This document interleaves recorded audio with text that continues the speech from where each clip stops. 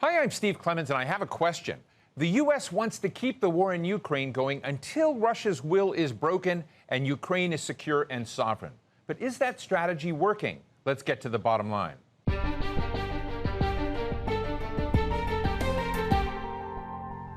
NATO comes to Washington this week to figure out, in part, the future of the Ukraine war, which has now been going on for almost 2.5 years with no end in sight.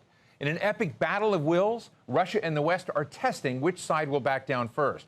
The U.S. and its European allies are providing Ukraine with money, with weapons, military training, and intelligence support.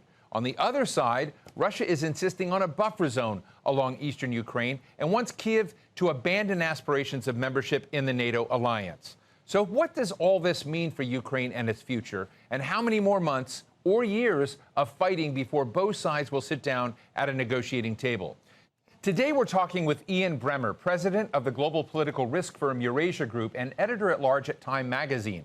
Ian, thank you so much for joining us. Listen, just about 1 year ago, right about now, at the Aspen Security Forum, I heard then British Foreign Secretary James Cleverly say, Russia has already lost this war with Ukraine. In all categories, Russia has lost. I remember writing about it and being astonished by the declaration. I'd love to get your sense of things right now. As NATO is coming to Washington, where does the Russia-Ukraine conflict stand? Yeah, I don't think there was any point at which that declaration should have been made so far. And look, I think that the Russians, certainly, they're occupying a lot of Ukrainian territory illegally. They have no right to occupy it. But the Ukrainians don't have the capacity to remove them. So if you're just looking at Ukraine itself, you would say that the Russians are, quote unquote, winning, or certainly the Ukrainians are losing more.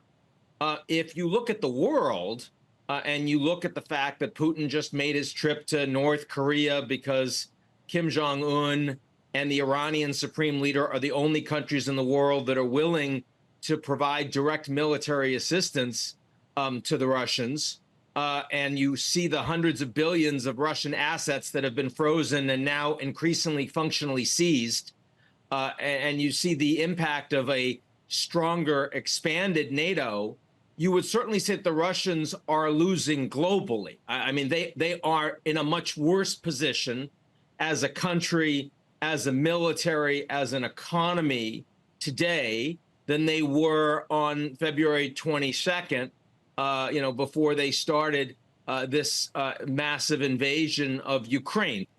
So, I mean, it's a complicated question. But thus far, it's the Ukrainians who have, of course, the most challenging position in the war. Given the steps that we were taking by way of sanctions and whatnot before, given the isolation we thought we were creating for Russia, hasn't it really outperformed most of our Western pessimistic prescriptions or analysis of Russian decline? Not really. I mean, look, I take your point, Steve. I think you're right that in the West, people want to see Russia fail, and therefore they portray Russia as failing. And of course, it should be almost definitional that if your analysis neatly lines up with what you want to see happening, you should throw your analysis in the bin because it's propaganda, right? I mean, that's never the case. Life is always more complicated. Now, it is the real issue.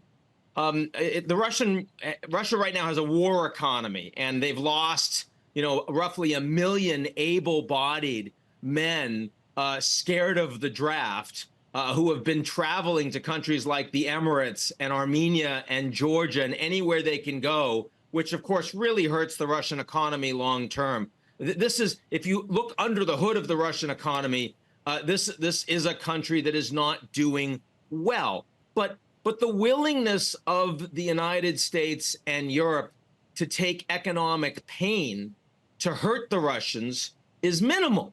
It's minimal. So, I mean, you've got sanctions, but those sanctions are not stopping the Russians from exporting oil and gas to most of the world at a discount, because the West knows that if they were to try to stop the Russians from exporting to India and China, and certainly the Americans and Europeans have the capacity to put the secondary sanctions on to make that happen, but it would lead to a global recession, which the U.S. and the Europeans don't want. If you cut off the uranium, then who's going to fuel the nuclear reactors in the West? The Americans are still buying uranium from Russia. If you cut off the food and the fertilizer, then you're going to see a lot more starvation in the global South, which the Americans and the Europeans don't want. So the reality is the willingness of the Americans and Europeans to punish the Russians economically is surprisingly limited given the rhetoric. It's understandable, but it's limited. And in that context, the Russians, of course, have a much longer leash on being able to continue to prosecute this war against a much smaller, much weaker Ukraine. I mean, the surprise has been that the Ukrainians have been able to get a bunch of their land back and fight the Russians to a standstill. Some of that is Ukrainian, willingness, morale, because they're fighting for their land and the Russians aren't. I mean, the Russians are essentially fighting as mercenaries, right? And part of it has been the willingness of the West to continue to provide a surprising amount of money, aid, and military support directly for Ukraine. And that, of course, we've seen the greater willingness over time of NATO to do things that they would have considered red lines even months ago. Is there a wobbliness right now, both inside Europe and also in the United States, frankly, that makes the sustainability of this position something that might play into Putin's hands? Generally speaking, the farther you are from Russia, the less you care. Right. I think that's not surprising. And the longer the war goes on, the more other things like the U.S. election, like the war in the Middle East, go to the headlines. And certainly if you talk to the Biden administration, they've been spending more time in the last 8 months on the Middle East, the senior-most officials across the board, than they have on Russia, Ukraine. So, I mean, that of course, also plays a role. Now, the Europeans, it may surprise you, Steve, the Europeans overall are providing more money. They're spending more on Ukraine than the Americans are. And again, that stands to reason. They have much more to lose.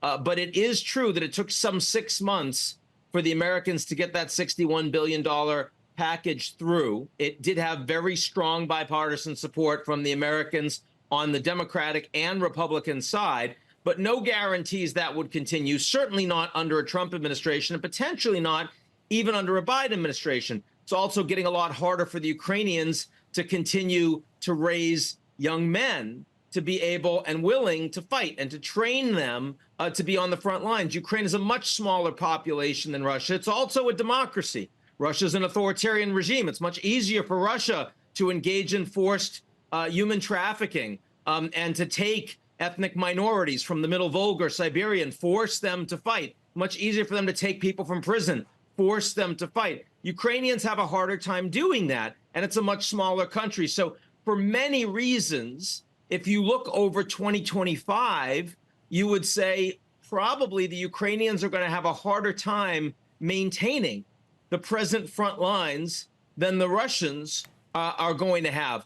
The Russians are going to have an easier time taking more land. I think people are worried about that. And you also see with the most recent so-called peace meeting in Switzerland that, there were fewer countries that attended, and the global South, a number of core countries like India, for example, like China, didn't sign on or didn't show up to the eventual memorandum of agreement.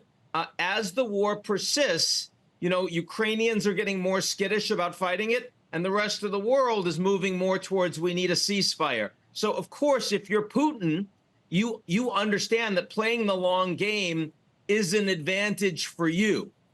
Which means that the desire of the West to make Ukraine appear stronger and able to damage Russia, but at some point move towards negotiations, I think is in their interest. NATO Secretary General Jens Stoltenberg recently said these recent efforts, do not make NATO a party to the conflict, but they will enhance our support to Ukraine to uphold its right to self-defense. So there seems to be a lot of theater around whether NATO is party to the conflict, not party to the conflict, even though many EU member states that are members of NATO are providing this weapons and support. And even though Ukraine is going to be a very hot topic right at the center of the NATO summit here in Washington, I'm just interested, particularly as we've seen new armaments going into Ukraine that can be used for long-term hits inside Russia, how long that fiction is going to last. You know, it's true that there are no boots on the ground, that, you know, NATO is not firing these weapons directly, but they're providing the weapons. They're allowing the Ukrainians to use them on Russia directly in response to Russian invasion of Ukraine. So, I mean, I think it's clear that it's becoming a proxy war. And it's also clear that NATO is heavily and directly invested in Ukraine being able to defend themselves and take their land back. So is it a fiction that NATO is not involved? Yeah, that's a fiction. Having said that, is it a legitimate war for Russia? No. I mean, when Russia says, how dare you attack Crimea, and we're going to blame you, United States, for providing the ATACMS that you know, allowed the Ukrainians to hit Crimea. Crimea is Ukrainian territory.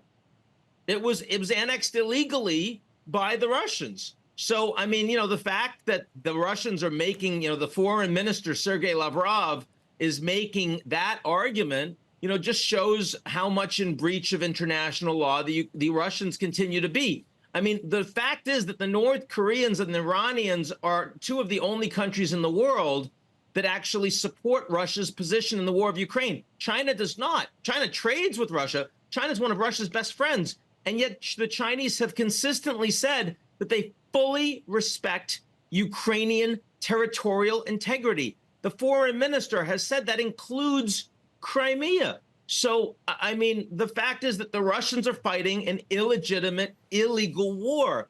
And the fact that Ukraine is not a member of NATO and has no way to get into NATO in the near term makes them weaker. But NATO is providing direct support for Ukraine in much the way that the Americans under Bush Sr. were providing support to Kuwait when Saddam Hussein's Iraq illegally invaded them. The big difference, of course, is that Saddam Hussein's Iraq wasn't a nuclear power and was a hell of a lot militarily weaker. So it was easy to push them out and overrun them. That is not the case with Putin's Russia. Is there any equation that you're aware of that would allow NATO members to bring in a Ukraine without defined borders or without, you know, internationally accepted borders in what is still kind of potentially a high conflict zone? Look, my point here, Steve, is that I believe that Ukraine will be partitioned. I don't think the Ukrainians will agree to that. I don't think that you know, the international community is going to suddenly respect Russian sovereignty over Ukrainian land. But the reality is they're not going to get their land back. There's no way to do it. There isn't the will. And that saddens me. I think it's wrong, but it's reality. It's analysis, right? So if Ukraine is going to be partitioned, how do you give the Ukrainians a future that is both stable and productive for their people, for their country? And you need to give them the money to rebuild, number one, after the destruction that has occurred. And the fact that Russian assets that have been frozen, that are being seized, will be used for that reconstruction is wholly appropriate in my mind. You need to integrate Ukraine fully into the European Union, which will help them become more of a democracy, which will help them become a stronger economy with rule of law, and less corruption that the rest of the world can do business with. And you need some form of hard guarantees that in the part of Ukraine that Russia has not occupied, that the West will defend the Ukrainians as an ally.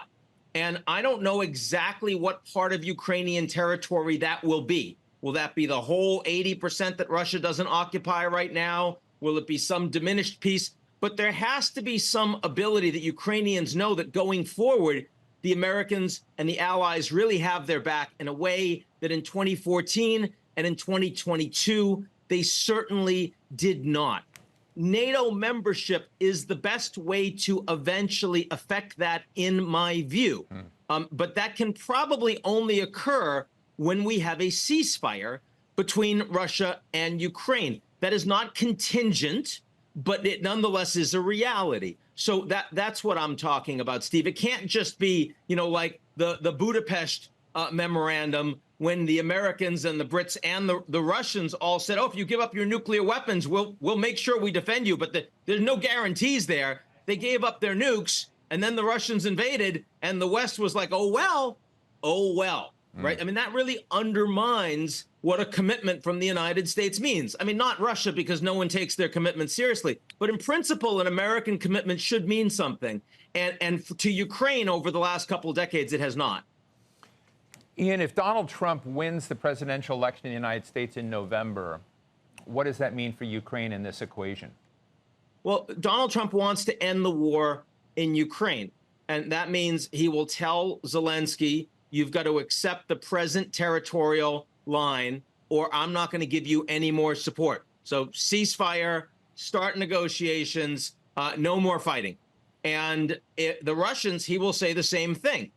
You've got to accept a ceasefire, no movement of the territory, or there's going to be much tougher sanctions against you. Real sanctions on the central bank, take them out of SWIFT for financial transactions. The oil export we talked about before. Robert O'Brien, who was, of course, Trump's national security advisor, has been recently opining on that publicly. But Trump and team have been saying this privately for months now. Now, the difference is that the Ukrainians are going to be deeply uncomfortable with that reality, as will many Europeans, while Putin is much more likely to say, great, yeah, I am willing to have that conversation. So it does essentially give where the Russians have gotten to more legitimacy than any other American president, Democrat or Republican, would accept.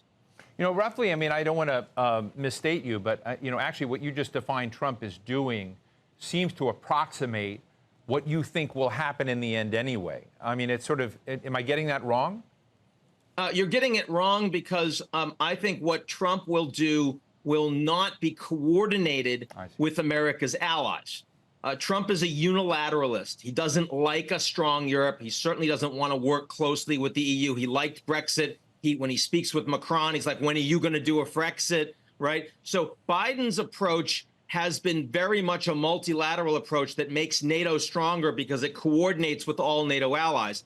NATO allies are not convinced that Trump wants NATO to exist, and he would make those decisions on Ukraine by himself without the alignment, in fact, with opposition from the Poles, from the Balts, and the rest. So I worry that even if the outcome vis-a-vis Ukraine looks similar, the reality is that the Ukraine war isn't just about Ukraine. If it was, we wouldn't spend any time on it. It's much more about the West, the transatlantic relationship, NATO, and Russia. And in this regard, Trump is much more of a threat to the persistence of that relationship, of that reality, than a second Biden term. Let me ask you quickly about Russia's frozen central bank assets, the majority of which I understand are in Belgium. There's been discussion over there of, taking the growth and gains as opposed to the principle of those and using them to support Ukraine. Others want to take wholesale Russian assets and deploy them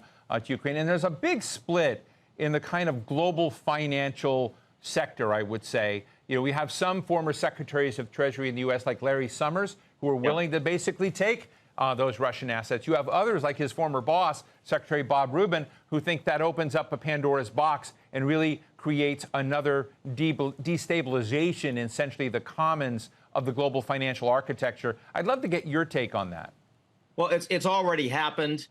We saw at the G7 meeting in the past weeks that there is an agreement to basically collateralize the Russian assets and give a loan of some $50 billion to Ukraine that will be paid off with the interest of those assets that will be guaranteed not paid back to the Russians, the principal, for at least 30 years. When you're freezing the principal of someone's assets for 30 years and you're using the interest, you're seizing the assets.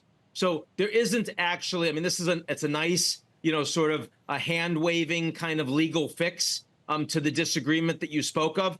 The reality is that there is greater concern/urgency from the Europeans and the Americans that what happens if you don't have long-term support for Ukraine. This is one way to get around that even if Trump says, I'm not going to provide more support, you're going to see long-term support that is paid out on the back of the Russian assets that have been frozen/seized. And yes, that is a precedent. It's a precedent that could weaken the euro over time. It's a precedent that could lead the Russians to seize European assets and other assets in Russia that heretofore they have not taken those steps. And it also could lead other countries around the world to say, well, if you just seized Russia's assets in contravention to international law, why wouldn't you seize mine going forward? Maybe I'm not as safe as I had been in your country or countries. Now, the fact that China is an authoritarian system that doesn't have a convertible currency and that Russia breaks international law all the time doesn't necessarily make you feel more comfortable about suddenly putting your assets in those countries. But certainly, this is the kind of thing that could make you think that crypto could see a spike, things like a Singaporean currency, other smaller safe havens. But there isn't a large alternative to the dollar and the euro in a rule of law and democratic space. Let me just ask you finally about the NATO summit in Washington, Ian. And I'm interested in how you see this playing out politically inside the United States. Does NATO become a greater politically divisive item in American politics, or does the White House somehow win by having this summit in Washington during a presidential election race? I think the fact that the Americans got the money and the arms to Ukraine and that the front lines are pretty stable makes this a little bit less urgent than the Middle East war is right now. I think that the Netanyahu, the Israeli prime minister's trip to the United States to speak to Congress on July 24th will have more impact on the race than the NATO summit. I think the NATO summit is more important long-term and structurally, but you were asking me specifically about the elections. Also keep in mind, NATO is not only larger now with 2 new countries in the Nordics that have joined, but also NATO countries are spending a lot more in defense. A big piece of that is because of the Russian invasion, but some of that is because of American pressure. And if Trump becomes president, one of the things he can say is, yeah, NATO is stronger now because of me. He can take credit. So it's not clear to me that a second Trump term will be saying NATO's no good, they're not spending any money. If Trump wants to take credit for some of NATO's successes, he can. Well, we'll end it there. Thank you so much. Founder and president of the Eurasia Group, Ian Bremmer, really appreciate you joining us today. Always good to see you, Steve. So what's the bottom line? The war in Ukraine is about much more than a Russian invasion or Ukraine's interest in tying itself into Europe and NATO. Ukraine is now the battleground of a classic proxy conflict between the United States and Russia. Yes, other allies are involved, but this is fundamentally about the spheres of influence of the U.S. and Russia, and we've seen this play out over and over again in the past. Sure, the Soviet Union lost massive territory and global prestige when its empire finally collapsed in exhaustion after decades of competition with the West, but the endgame is rarely a clear victory for one side or the other. Everybody says they want peace, but nobody wants to surrender. So they keep going. Neither side is likely to get all at once. This conflict ends with negotiations, with both sides keeping something and both sides losing something. That's what neither side will admit yet. And that's the bottom line.